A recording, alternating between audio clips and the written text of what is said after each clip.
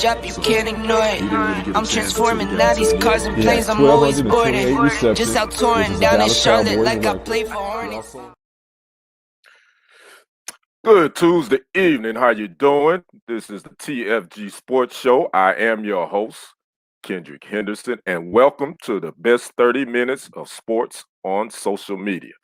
Hope everybody is having a happy Tuesday. It's just your boy Kendrick. I'm rocking and rolling solo tonight, but that's okay. We still gonna give you the best 30 minutes of sports show and some stats and all the good stuff and the latest that's going on in the sports world. So I'm glad to be here. What's going on, Britannica Lynn? How you doing, big sis? Glad you're joining me. Before I get started, jump into this. Need you to come on in here, give me a shout out like Britannica Lynn did. Share this to your social media platforms and sit back and enjoy this next 30 minutes. We got a couple of things we're going to talk about. So we're going to jump right in this thing. We're going to do the NFL recap from week 5. You know, we talking all NFL. But before I even get into that, I know you've heard about the John Gruden situation. I got to touch on that. If you don't know, Las Vegas Raiders, former Raiders head coach John Gruden resigned. That broke about 8 o'clock last night because of some emails from 2011 where he was saying some derogatory, misogynist, racist stuff about and offended a lot of people.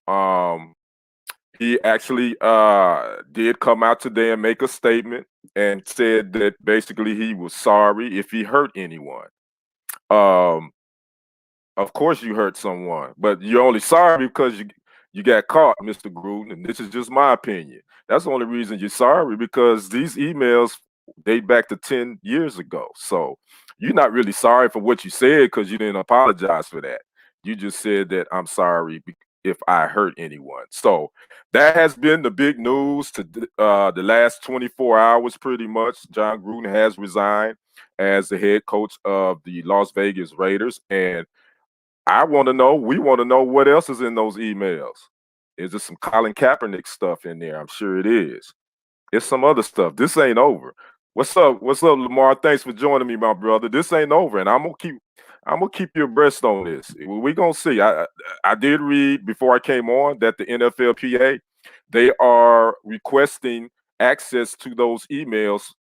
The league office, they want to see. It's over 650,000 emails from what I read, and the National Football League Players Association has requested access to those emails because those emails were part of the investigation into the Washington football team and all that stuff that was going on there with Daniel Snyder and misconduct and sexual harassment and all that with the Washington football team. So there's a connection. So this ain't over. It's gonna be some more stuff come out in these emails. So I'm gonna keep you abreast and keep it locked here to TFG Sports. We're gonna definitely stay on top of that. So I had to talk about John Gruden. So all right, we're gonna get to a couple of games. We're only gonna do 2 games.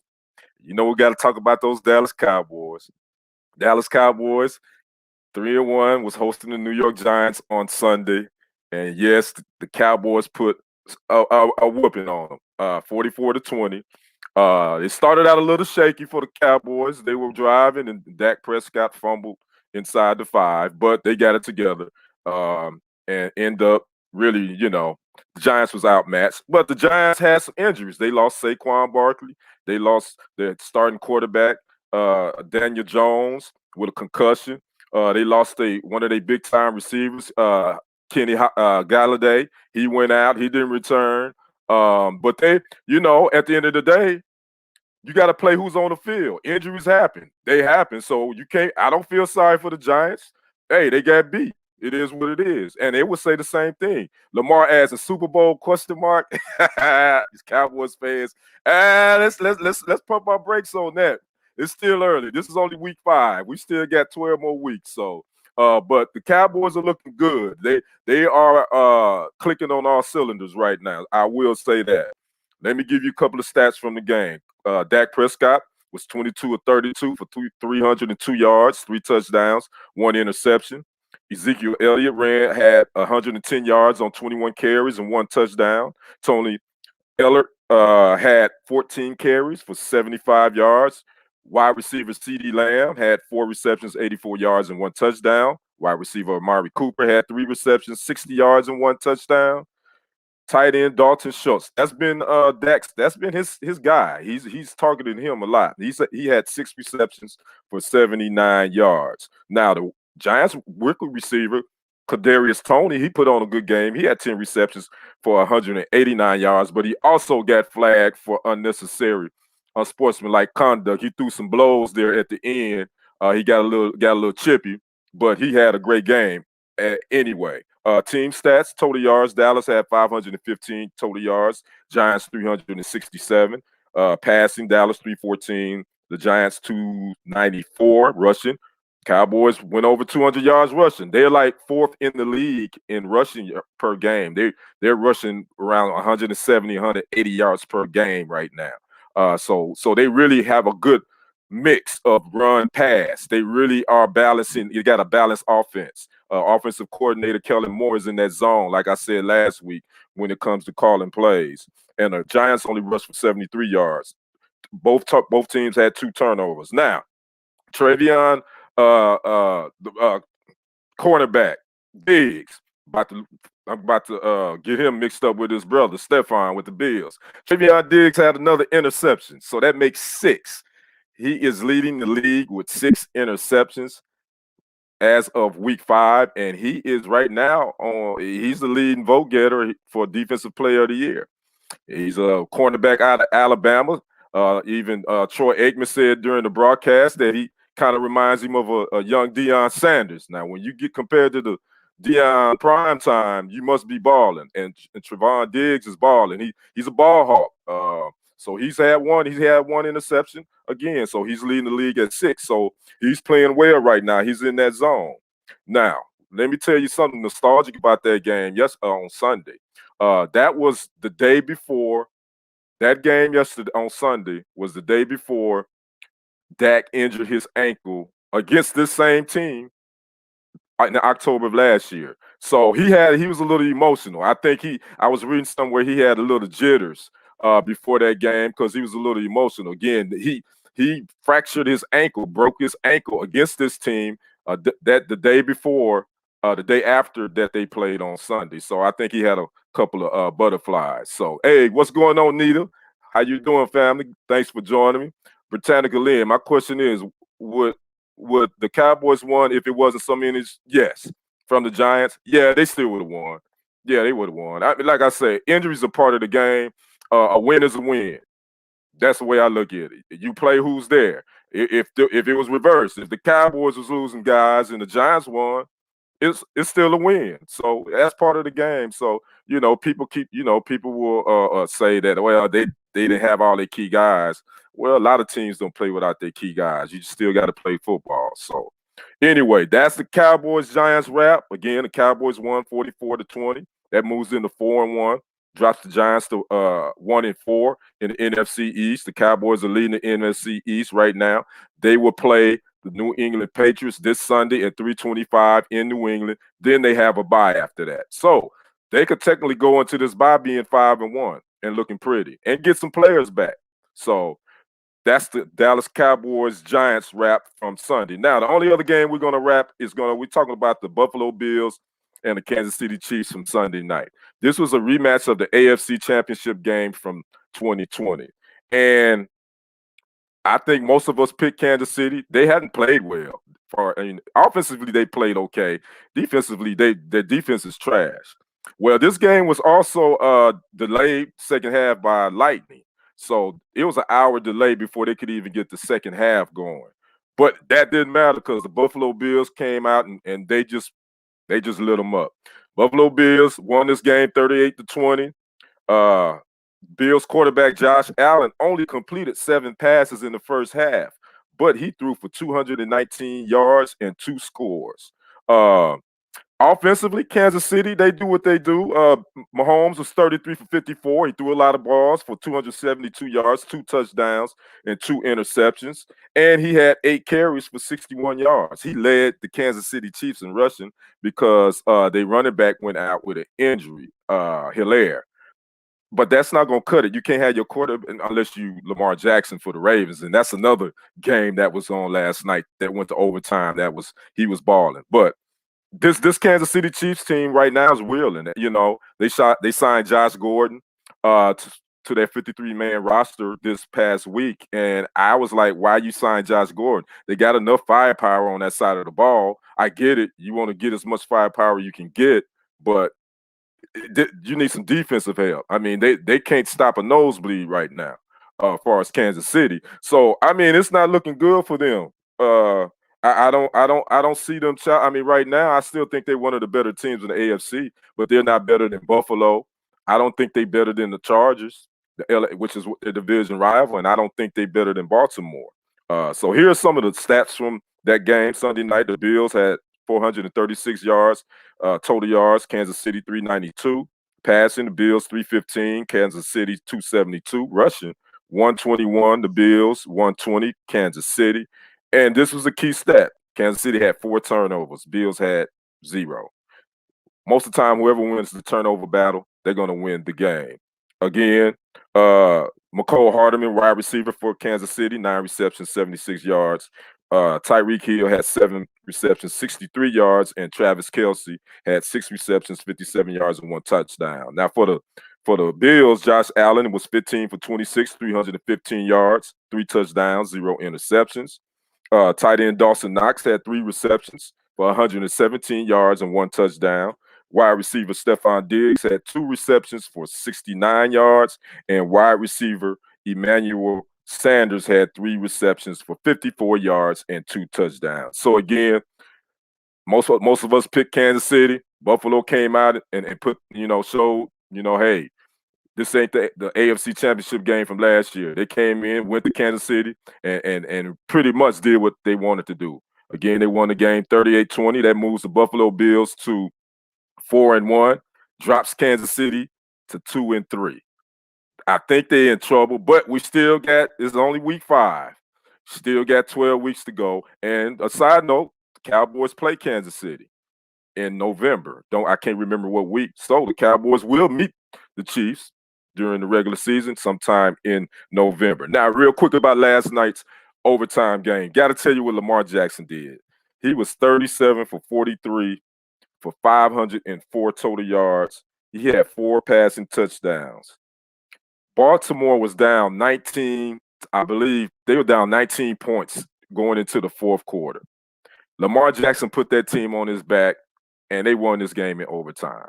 If you haven't really, I've always said I thought Lamar Jackson is. I was a fan when he was at Louisville, and I said I thought he would be a pretty good quarterback in the league. I would say if you taking MVP votes right now in week 5, offensive MVP, I think it would be hard to not say Lamar Jackson is the MVP right now in the NFL. So Baltimore, they did escape. They did win that game in overtime last night, 31-25. So that's our NFL recap for week 5. Let's move. We're going to move on back to the college ranks, and we're going to talk about the Texas OU game from Saturday.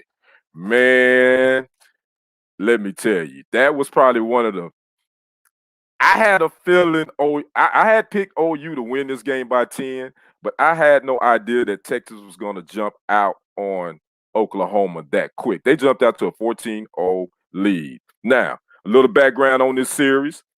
OU has won 4 in a row over Texas, now 5. OU scored 35 points in the second half. Texas only scored 10. That was the difference in this game. Another key thing that happened for OU, Coach Lincoln Riley, he pulled their starting quarterback, Spencer Rattler, in the second quarter because he was inefficient. He wasn't getting nothing done, and brought in freshman Caleb Williams.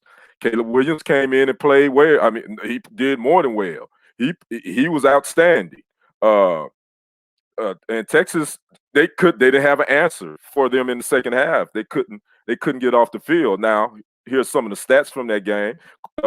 Freshman quarterback Caleb Williams for Oklahoma was 16 for 25, 212 yards and 2 touchdowns.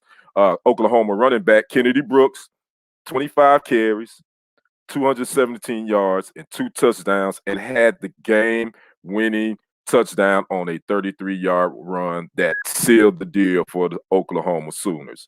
Wide receiver Marvin Mims for Oklahoma caught 5 balls for 136 yards and 2 touchdowns. Now, Texas quarterback Caleb Thompson had a great game, 20 for 34, 383 yards, 5 touchdowns. Caleb Thompson balled. He did. Running back Bijan Robinson. Oklahoma kind of kept him in check, but he still got his 20 carries, 137 yards, 1 touchdown. He really didn't do much that second half. And this kid, wide receiver, freshman, Xavier Worthy out of Fresno, California. He caught 9 balls for 261 yards and 2 touchdowns. Freshman, wide receiver, Xavier Worthy. He balled out. He had that one critical fumble, but he made up for it after that and caught a touchdown, and he did his thing. So Texas put up some numbers. Oklahoma put up some numbers. Team stats, total yards. Oklahoma had 662 total team yards. Texas 516. Passing, OU 323 yards. Texas 388. Rushing, OU rushed for 339 yards. Texas only 128. That rushing 339. Texas gave up 339 yards on the ground. You're not gonna win games giving up that kind of rushing yards. Turnovers, OU had 2, and Texas had 1. Now, this was the largest comeback in Red River rivalry history. Of all the years that they've played, this was the largest comeback by either team in this rivalry. So the Texas OU, bad start for head coach Steve Sarkisian. This is his first year in Texas. He starts off at 0-1 in this Texas OU rivalry. You know, a couple of years from now, these guys are probably going to be in the same division playing in the SEC. So it was a great game, one of the best games over the weekend. So got to give hats off to OU for not getting not folding, because they were down. They were down big in that first half. So Texas drops to 4-2. They were number 21 ranked at that point, and number 6 OU was moved to 6-0. Now the new rankings for the college football, Oklahoma actually moved up to number 4. They're number 4. The new AP Top 25. Georgia's number 1. Georgia had that big win over Auburn, which I think I called that. Number 2 is Iowa. Number 3 is Cincinnati. Number 4 is Oklahoma. Number 5, Alabama. That's the other big upset of the weekend. Alabama lost to A&M at Kyle Field. Nobody called that. If anybody said, outside of Aggies fans, if anybody said that A&M was going to beat Alabama, they were lying, because I know I picked Bama to win by 17. So that's the top 5. Number 6 is Ohio State. Number 7 is Penn State. Number 8 is Michigan. Number 9 is Oregon. And number 10 is Michigan State. Now, Texas still stayed in the top 25. They are at number 25. A&M is moved back into the top 25 at 21. And the 3 other SEC schools, Arkansas is number 17, Florida is 20, and Kentucky is number 11. So that's our SEC wrap up. Again, like I said, Georgia went into Auburn and pretty soundly beat Auburn. Georgia just got that defense. I say right now, I said this Kennard last week. I mean, I think you have to say Georgia is the better than Alabama. Alabama defense isn't as strong as in years past, and Georgia's defense, they dogs. that defense is dogs, and they're the Georgia Bulldogs, so go figure. So that's our SEC wrap up for tonight. So we're going to move on to the Tyson Fury Deontay Wilder trilogy number 3. Now, I watched this fight courtesy of my good brother, my cousin Antoine Banks. Appreciate the invite. And I would say this about this fight. I think this is probably one of the best fights I've seen, and it's been a while. And I'm a Floyd Mayweather guy for his fight wise, but this fight is the Earl Spence Jr. fight was pretty good. I don't know. I think, as far as heavyweight division, this is probably one of the better heavyweight fights I've seen in years. If you don't know, Fury beat Wilder with the TKO in the 11th round. There were five knockdowns total in this fight. Wilder was knocked down 3 times. He knocked down Fury 2 times. Fury retains the WBC and lineal heavyweight championship. Now, the last time these two went at it was February 2020, and Fury got him then. He won with a TKO in the 7th round. Here's an interesting little tidbit that I found. With Fury winning this, he breaks the rapper Drake curse. And what is the Drake curse?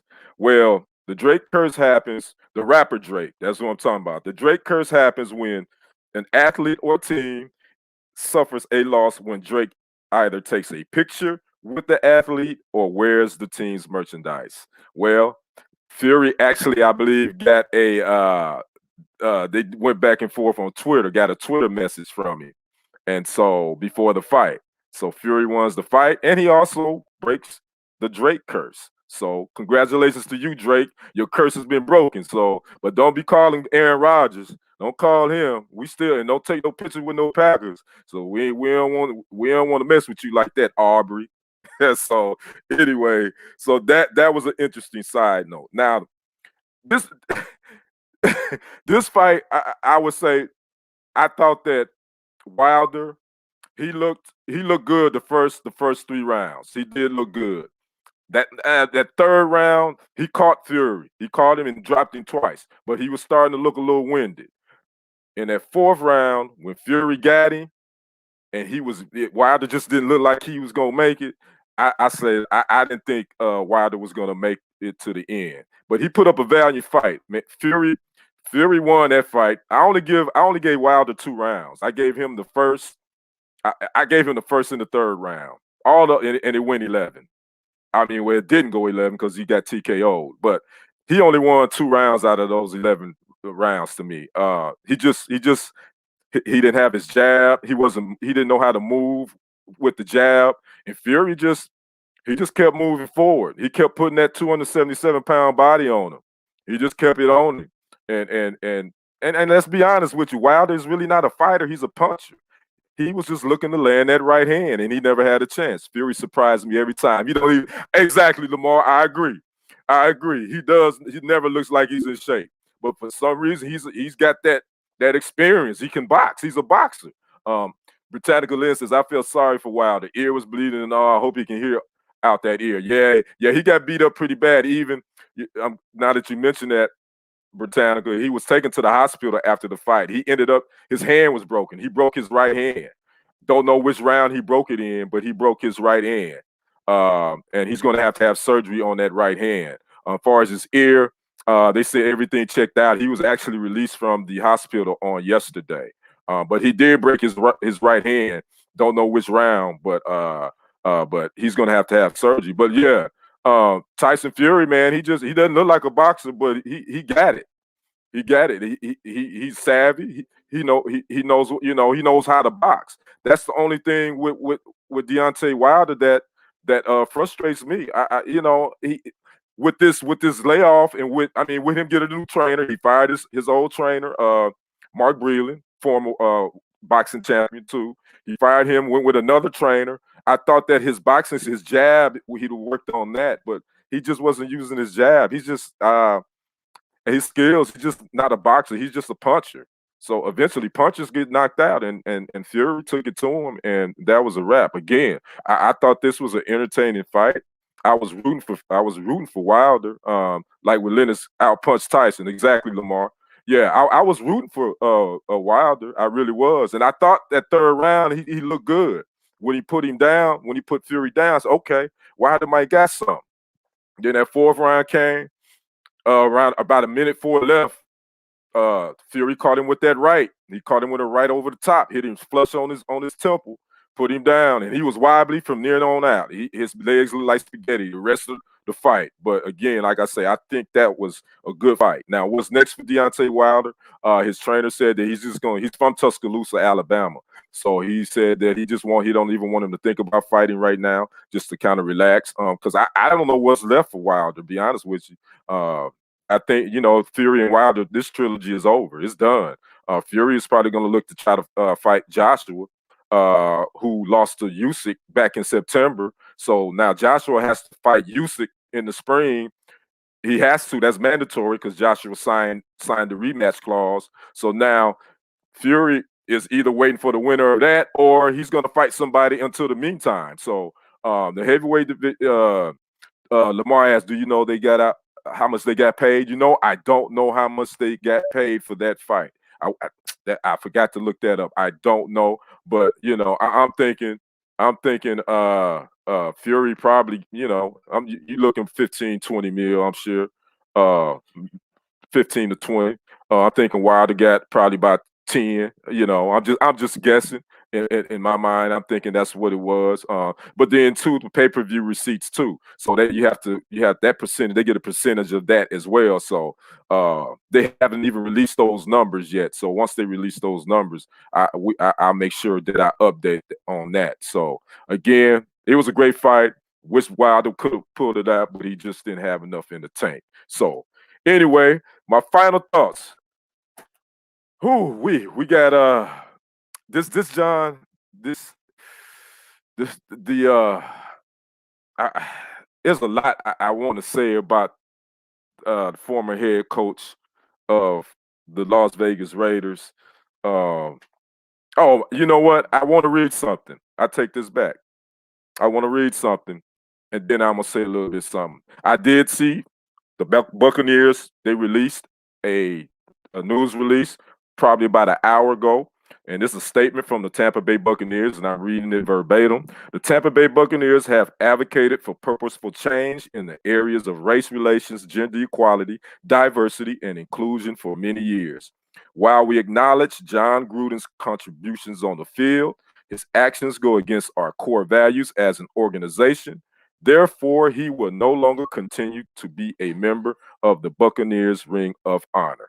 So the Buccaneers have decided to take Mr. Gruden's name out of the Buccaneers Ring of Honor. If you wonder why is he in there, he actually won the Super Bowl with the Buccaneers with Tony Dungy's team. I always say that. It wasn't his team. He won it with Tony Dungy's team. So the Buccaneers are distancing themselves from Mr. Gruden. And I'm going to say this. It's interesting that he made these comments about DeMaurice Smith, who's a black man who is the president of the National Football League's Player Association. And he said he made a comment referring to Mr. Smith as having lips like Michelin tires. Well, DeMaurice Smith has thick lips like most African American men do. $5 million in base pay. Just looked it up. Okay, thank you, Britannica. So he made that comment, and that was released on Thursday or Friday about his disparaging remarks he made about DeMaurice Smith. Well, now the other stuff came out on last night about the disparaging stuff, derogatory stuff he was saying about homosexuals and the misogynistic stuff he was saying. And that's when this ball got rolling. It's interesting that he made these disparaging remarks about a black man, and everybody thought it was just going to go away. But then he makes these remarks, these emails show that he was making remarks about homosexuals and the LGBTQ community and misogynistic remarks. And now he was forced to resign. That shows you. That shows you as far as you can say anything about African Americans and people of color. But if you say disparaging things about the LGBT community or misogynistic things, which obviously you shouldn't be saying that about them either, the rug gets pulled out from under you.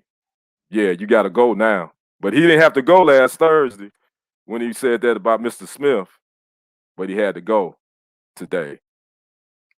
And that's just food for thought. Anyway, that's my final thoughts. Hey, guys, thanks for joining me. I appreciate you watching. Make sure you like and subscribe to TFG TV, TFG Media, TFG Sports Media on YouTube. And always a pleasure. Always keep it locked here for the best sports show on social media. Again, I'm your host, Kendrick Henderson, and until next Tuesday at 6:30, peace. I press the button and the doors go up. Whoa, that money clip us now, the new now looks like. Whoa, upgrade her diamonds, now her girlfriends are like. Whoa, whoa, whoa, whoa, whoa, whoa. I hit record a drop, you can't ignore it. I'm transforming now these cars and planes, I'm always boarding. Just out touring down in Charlotte like I play for Hornets. When I'm performing, never boring, now you can't afford it. Champagne Perrier,